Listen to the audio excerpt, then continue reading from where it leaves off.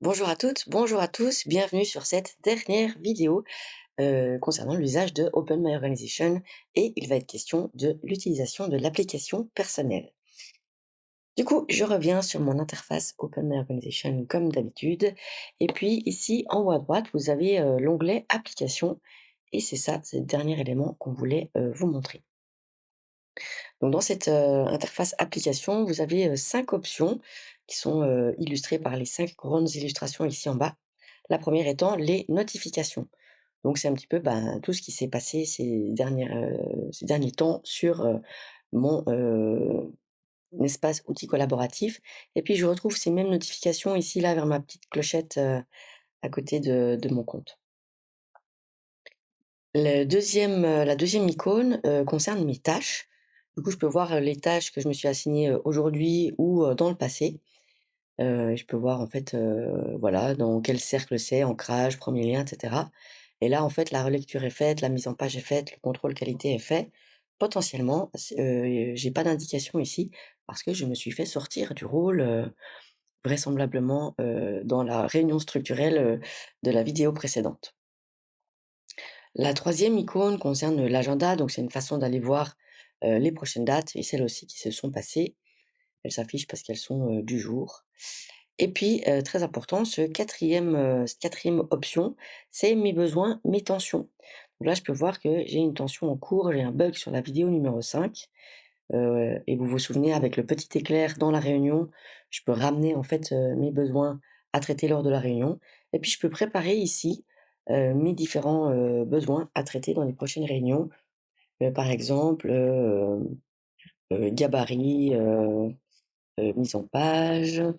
Je peux ajouter la description, je peux choisir évidemment l'organisation, donc c'est bien outil collaboratif et ici, si vous êtes, dans plusieurs organisations sur OMO, ben, vous allez pouvoir voir les différentes organisations et puis ensuite, le cercle, qui est concerné et potentiellement le rôle, qui est concerné. Et puis enfin, dans quel rôle plutôt, je vais amener, ce besoin et là, je peux aussi, indiquer si c'est un besoin, urgent, si c'est un point d'info, si c'est un besoin normal et je peux enregistrer, ce besoin et que je vois s'afficher ici. Et puis dernière, option, c'est le timer et c'est une petite fonctionnalité qui vous permet de sauvegarder du temps passé sur, certaines activités que vous feriez, dans le cadre de, ou que je pourrais faire par exemple dans le cadre de cette organisation outil collaboratif.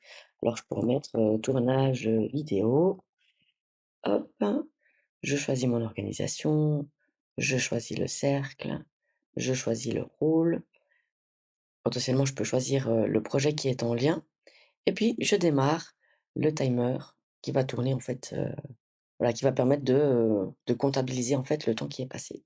Je peux me mettre en pause si je vais en pause, sinon j'ai fini ma session de 12 secondes, impeccable et puis je peux la sauvegarder. Voilà pour ce qui était de cette, dernier élément en fait, sur cette interface Open My Organization.